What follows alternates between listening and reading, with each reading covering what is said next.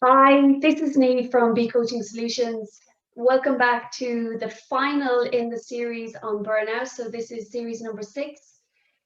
So we've talked a lot over the last few weeks on what the symptoms of burnout might look like. And we can see that there's a variance to the symptoms. And even if you're not experiencing burnout, then there might be stress creeping in. And we know burnout used to be exclusive to work, but with everything that's gone on the last year, it's crept into our homes too. So there have been some tips shared every single week that you can consider taking, and without too much effort, it's something that you can make a choice to make a change around. So today we're going to have our final in the series, and this one's a little bit different as well. This is something that many of us probably don't even realize is going to help us hugely, and I think you're going to enjoy it. With me, we've got Eamonn Shanahan, and Eamonn is, he's a marketeer, he's an entrepreneur, he's a practicing artist, and so much to offer. And Eamonn has lots and lots of experience around creative expression. He's done lots around art therapy. And so he's really going to share with us today some key points that we can implement, again, fairly quickly, fairly simply, that's going to help us to navigate through burnout. And as I say, you might not even need to be experiencing burnout. These are things that you can actually put into play no matter what. And the best part about them is they are really fun predominantly. So Eamonn, I am so delighted to have you here with me today. It's a pleasure. Our only gent in the entire series. So blessed art thou. Thank you so much for agreeing to do this. You're so welcome. Thank you, Neve. I'm so happy to be part of this series. I'm very excited to share some interesting stories or some cool tools. Thank you. Now, I do want to say Eamonn has given me full permission to interrupt him. That is because he's an amazing storyteller. He has lots of very interesting things to say. But because we have such a short period of time, we'll be moving the conversation along. Is that okay with you, Eamonn? Absolutely, absolutely. We'll talk. Brilliant, absolutely brilliant. So just in terms of the creative expression and the art therapy and all the things that you've been involved in various guises over the years, you might just share with us, where's your thinking at now when we're specifically thinking about some of the things that people are experiencing around burnout and how some of this might start to help them. It's not something a lot of people might have even thought about to date. What are your thoughts? I think immediately what comes to mind is the word stop, and just giving yourself that amount of time to stop and do something that's just for you, and to kind of step back from the world and its magnitude of distractions, and just think of putting yourself into your own space, into your own head. Sometimes that's a bit of a scary place to go, but I suppose what the creative arts can allow you to do is to find something new and to go to a different place that is completely not in front of a computer screen or not in front of a book or in a meeting with lots of other people. Not that we've experienced much of that recently, or the inevitable Zoom conference that we all have to experience these days. But I suppose it's just to stop and to pull back and just give yourself that time and that space to find something else or to explore somewhere else. Okay, love that. Do you want to share a little bit around your journey in terms of how the creative expression has helped you or the art therapy has helped you, just in so much or as little as you'd like to share, really? My experience, I suppose, stems from my own experience in art therapy as a person who participated in it, not as a practitioner. I'm not an art therapist, and I think that's important to disclose. But I've had many years of experience or of art therapy myself as a child and growing up through my adolescence. So I suppose I have seen firsthand the benefits of what it can do and what you can achieve from it. Yes, I am innately a creative person myself, but what I have come to find in kind of experience through workshops that I've done with adults and children and people who are kind of who will claim to be not creatives, that there is ways of accessing that part of your mind, that part of your thinking.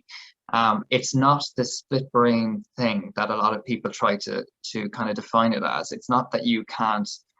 It's kind of like, yes, it's not as accessible for some people, but there isn't this split brain thing where You have the creative people and you have the financial people, or the people who are involved in kind of numbers, or strategic stuff, or logistics. I would consider myself quite a good planner, quite a good organizer, but I'm also quite creative, and that's my job. I suppose I am a creative. But in order for me to do the work that I do as a self-employed person, I need to be strategically, to have the strategic thinking and to have that logistical thinking as well. But I suppose putting those two things together, it has the potential for something bigger. And maybe it's a way of like finding out different ways of working. And I suppose that's kind of what I do with my clients, is that I try to look at different ways of achieving their goals, their objectives, to looking at what way their business plans are, to seeing where there might be gaps and how we can do that in a very creative, positive way, to see, okay, well, there is something there that we didn't see before, and how did we come to that? It's because we just took a step back, and like I said originally, and stopped and just looked at what was in front of us and picked out something that wasn't there, or that was there that we just didn't see. And I suppose we need to do that in a creative way, that it's not the way that we're thinking all the time. So it's about not being in the zone of our routine, and just like opening up another door along the way of a routine that is not the usual door that we go into, taking a different pathway just for a second even. And sometimes when you go off the pathway for just a second, you can find, oh, well, I didn't see that at all, and wow, that could actually do so much for my business, or it can do so much for my personal life. And I think that's probably what's so amazing about the creative mind, and how we can find that within our own practice, within our own business, or within our own personal self. Love that. And I know from our conversations in the past, Eamonn, I remember saying to you one day, I can't draw a straight line, and you tried very hard not to roll your eyes, and you're like, everybody has a creative streak, no matter what it is. And I love that. And like, you're so right. You don't have to draw a straight line. That creative expression can literally be anything, right? So maybe talk a little bit around that. So what does creative expression mean, if there is even a definition around it? That is just oh, it's just such a thing I hear all the time. I can't draw a straight line. My grandmother says it to me all the time. I can't draw a straight line. I can't do any sort of artwork. That's just not me. And it's like, but yet she makes a jigsaw, or yet she's really good, or yet she would love to read stories, and that, like, all of that, that's all creativity. That's all part of your creative mindset. There isn't you don't have to be sitting down and painting a landscape, or a collection of fruit in a bowl to say that you're creative. In fact, that's somewhat not uncreative in my mind. It's like just opening up your mind in a way that you will be able to just see what's that you haven't seen already. And there are many tools that you can kind of look at that will enable you to investigate that, or to try and unravel some of that frozen mindset, or that kind of where you have that barrier, and it's trying to just break down those barriers a little bit, and allowing yourself to go past it. And there was something that an Irish there was an Irish guy, he was a philosopher, but also he was in government, Terence MacSwiney. He was a Cork guy, and he was part of the Rising back in 1916, and he had written this book, and it was actually a play actually, and one of the lines that he said was, intellect is dull essentially without imagination, and likewise imagination is dull without intellect, and you can't have one without the other. And we all have the opportunity to be able to engage with our creative side, and likewise the creatives have a way to engage with their intellectual side as well, those who would be more inclined as creatives. And so when you talk about creative expression, what kind of things are we talking about? So as we say, it doesn't have to be a straight line. It might not even be drawing. It might be reading a book, to your point. What kind of things do you think, in terms of helping people to navigate through stress or burnout, whatever they might be experiencing?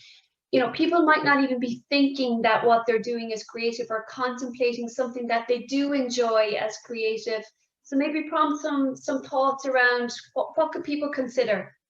I think, well, there's a couple of exercises that I spoke to you about that I'd love to actually share with your audience, about about just what you could do. And I have two tools in mind that I think that people could take on board that would maybe that is very accessible and that they could take on board.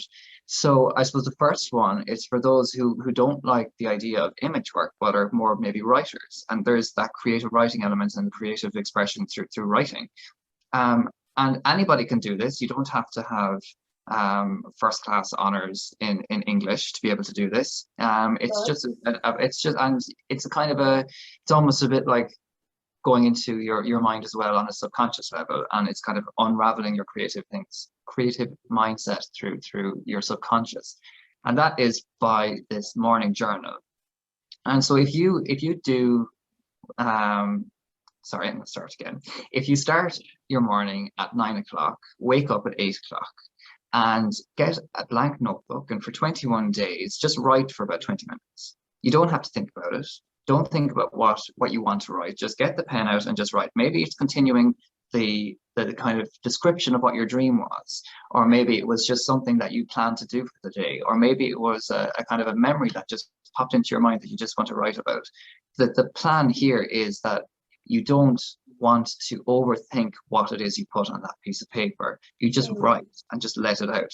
And you keep writing until you come to a natural stop, and then you close the book, and then you go on to the next day and the next day for 21 days.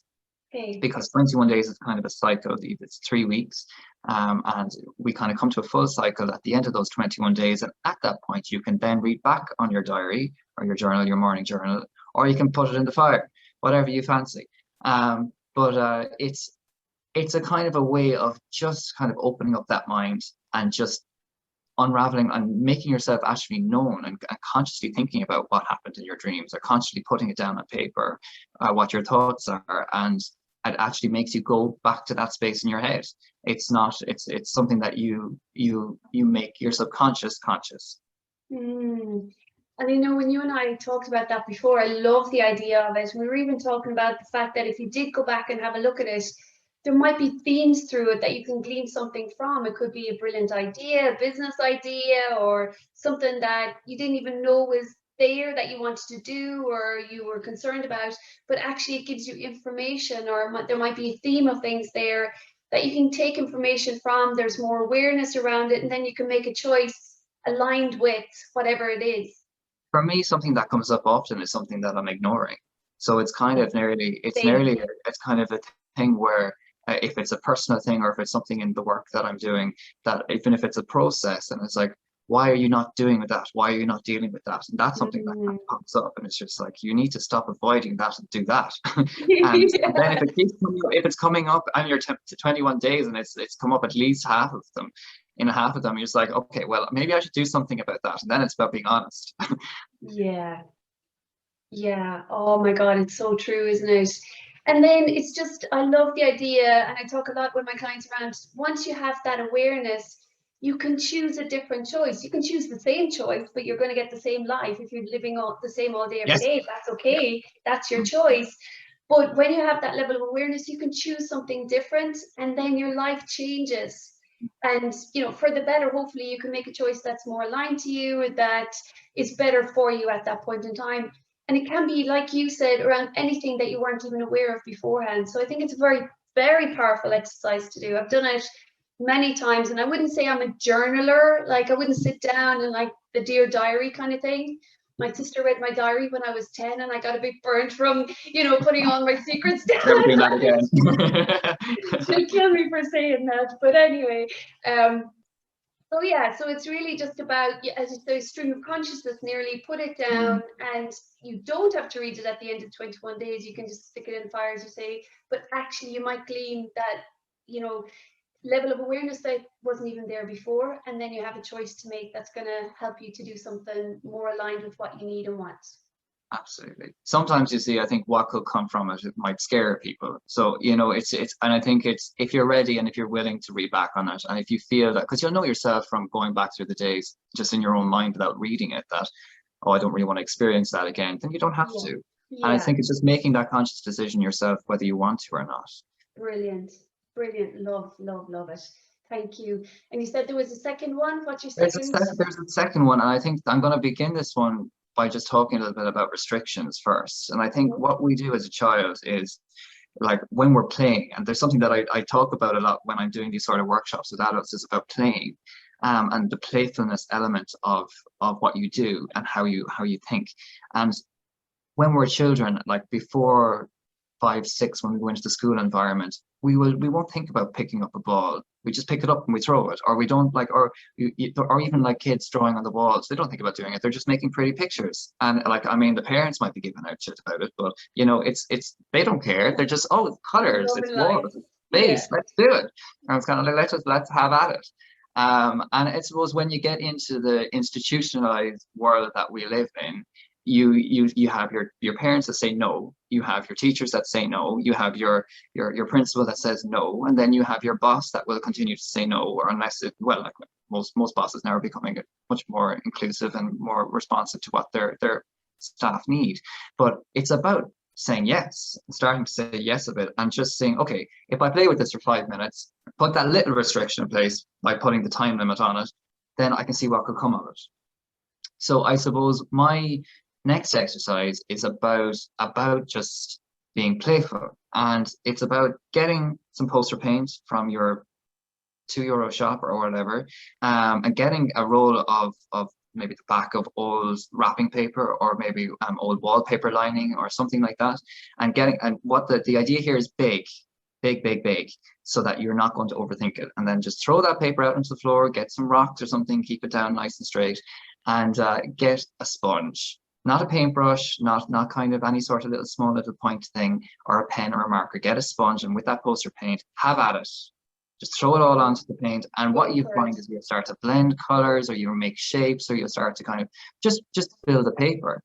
That's what I find with some of these sketchbooks that you have, where you can get, you know, these kind of sketching for adults, or they're like coloring in books for adults. I find they can be quite restrictive, because you're within this, and yes, they're quite meditative, and it works for a lot of people, but I find that you're still within the confines of coloring in the lines. And when I was in primary school, I hated coloring in the lines. I was like, no, don't tell me what to do. I'm gonna I want to make this better. I want to put like more color into the sky. I want to kind of do You're an more. artist and a marketeer, the two best reasons I know to color outside the lines, right? Yeah, color outside the lines, and always do some scribbling. Never. So with this exercise, you just literally have at it, and just play with it. It doesn't have to be anything. That's the thing. You don't have to make something of it and then throw it in the bin, or frame it and have it look like modern art.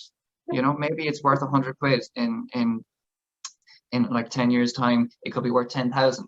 And it'll be in the MoMA, you know. So love it. Well, with your Nua Collective platform, which is Eamonn's platform for practicing artists, where artists can collaborate, you know, Nua Collective, you know, might have some new artworks coming on board over time, Eamonn. Yeah, definitely. And I think even with artists, and like I started this collective in November last year, just because of the pandemic and because of the restrictions, and they needed that platform for the reason that they were stuck in the same room in the one environment, and they needed some sort of motivation. So no matter what you are, who you are, no matter if you're the most creative person in the world or the most uncreative person in the world, you still need to find some sort of tools or hooks or links to actually get you started.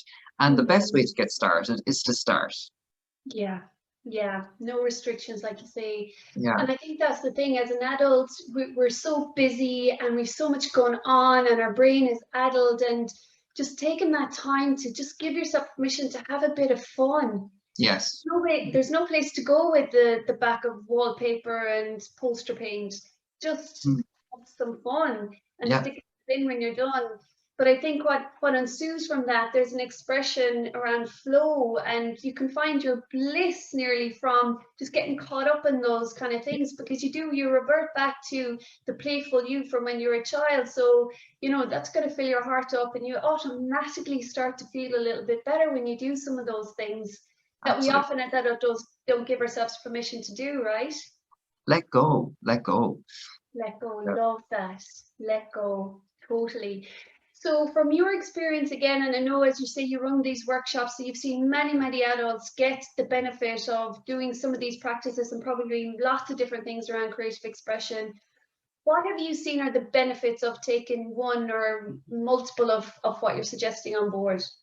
I think so. I suppose depending from a personal level, anyway, on the personal level, I think it is just great for your sense of self and for some self-care. And as I said at the very beginning, to stop, and I kind of went to the end of this conversation and we were saying start to just start, but start to stop. And I think it's just giving you that amount of time and that space to just do something that doesn't allow yourself to, you know, when you can go for a walk and you have everything running through your mind, sometimes it takes a different kind of activity that you have to focus on making sure that you're getting your things together, and you just want to let the colors go on. Oh, that color blended nicely into that color. Or if you're doing a journal and you're kind of just writing about what you had just dreamt, and you're not thinking about the rest of the next of the day because you're still in the dream-like state. So I suppose what these exercises do, it allows you to stop overthinking that little bit, and you need to give yourself that space to not overthink. I think that's something that we all do an awful lot, is that we overthink about situations. And sometimes when we have this form that we need to fill in, and it's at the top of the pile and we're ignoring it for days and days and days, and we actually go to do it and it actually takes us 5 minutes. But it's the overthinking and it's the thought process that we had to do to get to that point that made it such a big deal.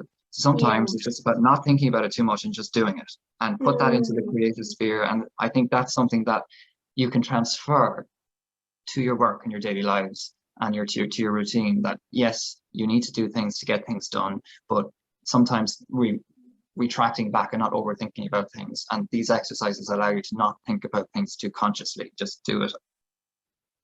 Okay, fantastic. So in the interest of time, the time's gone really, really quick. I'm just gonna say, is there anything else you'd like to offer? I'm gonna ask you to give us 2 steps, but is there anything else you'd like to throw in the mix before we get to the final 2 steps that you'd like to share out? I would like to just say that sometimes we need to just go back to thinking like a child. And I think doing these sort of playful exercises and not thinking about what the world has to say to us, insofar as putting in those restrictions and following the conformity of life that we all have to do, because we live in a world that is governed by rules, and we need to follow rules. But sometimes it's just important that we ignore the rules for ourselves, and from our mind's point of view, to allow ourselves to be playful. And you can really adapt that in everything that you do. As I said about when it comes to business, for example, it's just sometimes when you're stuck in the day-to-day running of things, you can't see what's right in front of you. And these sorts of exercises allow you to just open things up, open your mind up to see what could be there.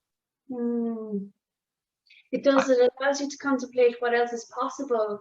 Yes. Because you're being so adult some days, you can't even think straight, let alone be innovative and creative and new ways of thinking.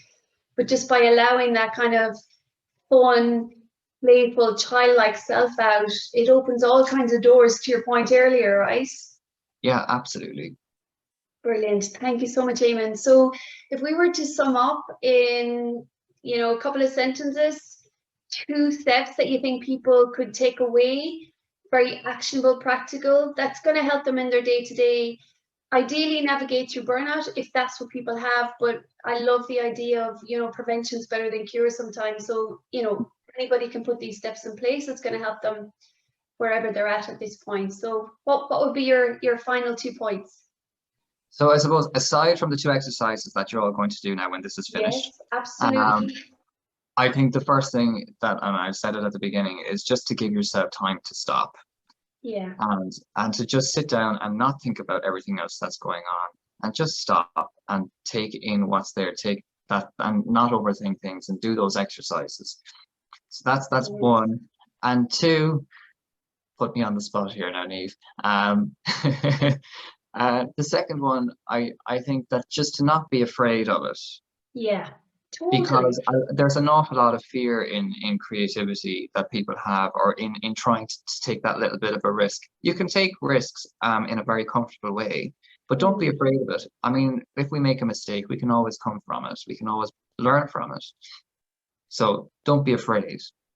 Love that. I love the term.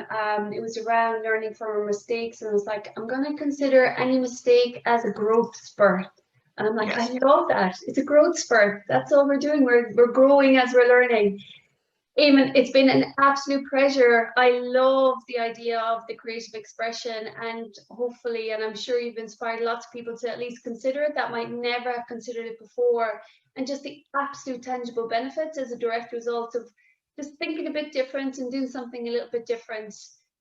It's a win-win in my view. Absolutely, it is. Complete win-win. Love it.